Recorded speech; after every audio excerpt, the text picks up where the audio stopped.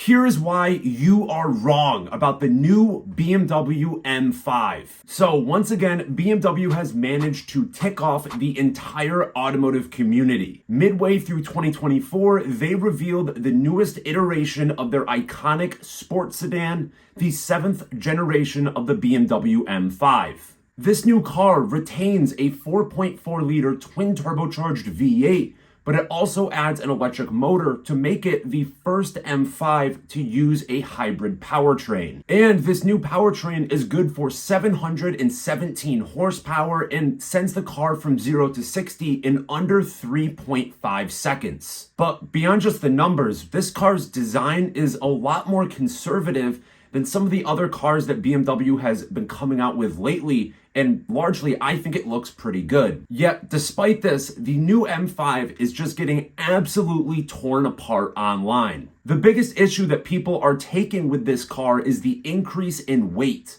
And I can't tell you how many videos I've already seen that are like comparing this car's weight to SUVs or pickup trucks. But I am here to tell you that with this controversy, everything is just getting so blown out of proportion, and this new M5 is going to fill the same role in BMW's lineup as all the other cars that have come before it. So let's first start with exactly how the M5 came to be and define a little bit more clearly what role it plays in BMW's lineup. So back in the 1980s, it was kind of the early days of BMW's motorsport division. And generally, when we think of this time for BMW M, our minds immediately race towards the failed supercar, the 1M, and the homologation special, the E30 M3. But it was also during this time when BMW came out with the first M5, the E28. Basically, BMW took a modified version of the 3.5-liter inline six from the 1M and put it in their mid-size sedan, the 5 Series. Then they added all of the necessary hardware to handle that extra power. And what they ended up creating was, at the time, the world's fastest sedan. But even though the M3 and M5 were both developed by the motorsport division, the intended purpose of these two cars, they were drastically different. The purpose of the M3 was to help win races. It was a race car through and through. But the M5 was different. It was a performance car, yes, but it was also intended to offer a refined driving experience. So besides just performance, it also had to be luxurious and well appointed. So while the M3 was best suited to be slicing up corners on the Nürburgring, the M5 was far more comfortable cruising at 120 miles an hour on the Autobahn. So because of this difference in intended purpose, the M5 was never super concerned about saving weight in the same way that the M3 was. And I think this is really apparent as the M5 grew and evolved over the years, while still staying very true to the original purpose of this car. The E34 generation, introduced in 1989, would essentially be a refreshed version of the original M5. The E39 generation, that was introduced in 1998, would introduce a 4.9-liter naturally aspirated V8 to the M5. The E60 generation, that was introduced in 2004, would then swap out that V8 for a naturally aspirated V10 engine. The F10 generation, introduced in 2011, would again make another engine swap, and this time the M5 would be powered by a 4.4-liter twin-turbocharged V8. The F90 generation was introduced in 2017, and it would retain that same twin-turbocharged engine, but it would have made it up to a ZF automatic transmission that I personally think is best suited to the M5, and it would also make this car all-wheel drive. So that gets us to where we are today in 2024 with the new G90 M5.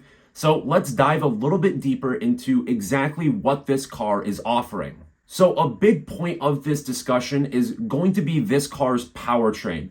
I think we first just need to acknowledge that BMW is under an incredible amount of pressure to comply with fuel economy and emissions regulations. And as a result of this, we can see across the entire automotive industry, nearly all automakers are pivoting to hybrid powertrains in their higher end performance cars. And even though we kind of view this a little bit as a compromise, in theory, a hybrid really does give you the best of both worlds. For many of these cars, you're able to run them in electric-only mode for making short trips around town or being stuck in traffic. But the second that you need more power, the gas engine is always there. And in situations where you're doing true performance driving, the electric motor can just supplement the gas engine by acting as a torque fill. And this technology is not new, especially not to BMW. They've been experimenting with performance hybrid powertrains since they launched the i8. And while in this car, the internal combustion side of that hybrid powertrain was severely underpowered, it was a pretty good indicator of what was to come. BMW's next big swing with a performance hybrid powertrain was with the XM. Now, the XM is also a failure for BMW for a variety of reasons, but I don't think that the twin turbocharged V8 hybrid powertrain is to blame. In fact, when the XM launched, I remember thinking to myself, it would make a lot more sense for BMW to first use this powertrain in a vehicle like the M5, and that is exactly what the G90 does. The new M5 makes 717 horsepower, which is up 126 from the outgoing model's 591 horsepower. And because it has that hybrid powertrain, it also means that the new M5 is able to drive up to 25 miles in full electric mode.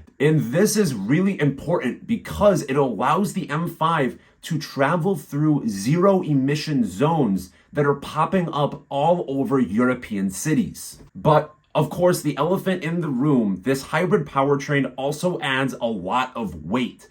The new M5 is up over 1,100 pounds from the outgoing model, with BMW claiming that the hybrid system accounts for roughly 900 pounds of this. So even with this extra weight, the new M5 is still incredibly fast. BMW is claiming that it will do 0 to 60 in 3.4 seconds, but the kind of caveat there is that the outgoing M5, BMW claimed did 0 to 60 in 3 seconds flat. So in theory, the new car is actually slower. So those are the kind of major points of contention with this new car. So let's kind of take it from the top and dissect just how valid this argument is against the new M5. First and foremost, a lot of people are just angry that BMW decided to use a hybrid powertrain in this car in general. But for the sake of this argument, let's take BMW at their word and assume that they had no other choice but to hybridize the M5. In that scenario, BMW still has a few different choices in how they implement that hybrid system. For one, they could have went with a much smaller battery and electric motor and basically only used it for a torque fill and kind of foregoing the ability to drive this car in full electric mode. In that case, it means you are going to be reliant on the gas motor in all situations. There is no EV range for a quick trip around town or sitting in traffic. So, to the best of my knowledge, I believe that means that the new M5 would not be able to travel through those zero emission zones that are popping up in major European cities. And not being able to drive in certain areas, in my mind, really doesn't align with the luxurious experience that the M5 is trying to offer. So another scenario for how BMW could have implemented their hybrid system, they could have kind of followed a similar path to Mercedes AMG. In this case, they would lean even harder into the electric side of this hybrid powertrain and put a downsized engine into the M5. Keep in mind, this is exactly what Mercedes AMG is doing with the new E63, the M5's main competitor. It's not going to feature a V8 engine anymore. The next generation will be a hybrid with a turbo 6-cylinder engine. And I am certain that all of the people that are complaining about the M5's powertrain would be even more upset if it didn't feature a V8 in the first place. I do think we have to be a little bit grateful to BMW for still equipping this car with a twin turbocharged V8 engine. Next up, let's talk about weight. And I'm not going to make any qualms here. The new M5 is a very heavy car. But we do have to remember that the M5 has never been a particularly lightweight vehicle. And when people are complaining about weight, often what they are concerned with is that weight adversely affecting a car's handling characteristics. But again, super precise handling has never really been the main selling point of an M5. To go back to this car's inception, the M3 is really the sports car. That is the one that you're setting lap times with. The M5 is a luxury performance sedan that you use to travel far distances at high speeds. One other point worth considering is that the majority of weight that is being added to the M5 is coming in the form of a battery, and that battery is mounted in the floor pan of the M5. This means that the majority of this new weight is mounted extremely low in the car, and BMW has claimed that the new M5 has a lower center of gravity than the outgoing model. And I think some suspension upgrades combined with a low center of gravity could help counterbalance some of the negative effects of this new weight. So outside of just handling, the other reason people are upset about this car's weight is negative effects to just like straight line performance. And we really don't have any hard data on this. We just basically have the 0 to 60 time that BMW has published, and we're comparing that against the time that they claimed for the last generation M5. First, I'll say I really don't trust the 0 to 60 times that are advertised by BMW. Under instrumented testing by journalists or magazines, the last generation M5 was several tenths of a second faster to 60 than the time that BMW had originally claimed. And who's to say that BMW isn't sandbagging this new M5 even more so than they did with the prior car? I also don't think that just relying on the advertised 0 to 60 time is telling the full story here. If you've ever driven a performance hybrid, you know one of the big advantages to having that electric motor is filling in the gaps in torque of the internal combustion engine. In real-world driving, this makes the car just feel significantly faster because you always have instant torque available even when the gas engine is out of its power band. So even if the new M5 ends up being a few tenths of a second slower to 60 in instrumented testing, on the street, it might be a much faster car. And lastly, I have been pretty hard pressed online to find anyone talking about just how good the new M5 looks. I have been very critical of BMW's designs as of late, with the XM, the M3, the M2, the 7 Series.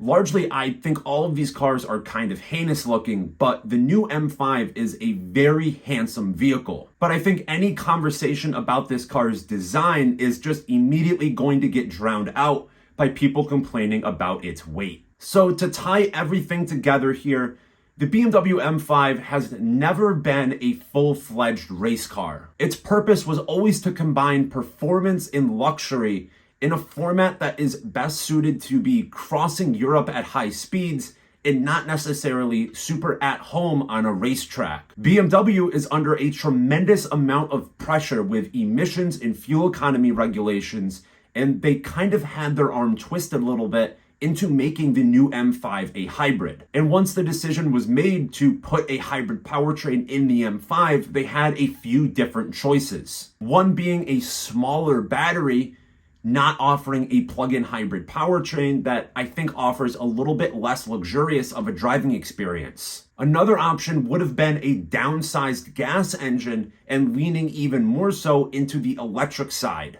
But I think the choice that BMW ended up going with is kind of like the best of both worlds. They keep the soul of the M5 alive with a twin turbocharged V8, but are also able to maximize the benefits of having a hybrid powertrain. And while the option they ended up going with is kind of like the worst possible scenario for adding weight to the car, we haven't really seen any independent instrumented testing to verify that this car is actually slower on standardized tests. And even if it does end up being a few tenths of a second slower on those tests, in real world driving, it still might end up being a faster car. As for the weight adversely affecting the handling, most of the weight is in a battery that is mounted in the floor pan of the car to get a really low center of gravity. And at the end of the day, the BMW M5 is really not intended for a racetrack. Overall, as upset as people are about the new M5, I do think this new generation keeps the spirit of the M5 alive. It will fill the same role in BMW's lineup that the M5 has been filling for like the past 40 years. And I do think it will be a tremendously popular vehicle.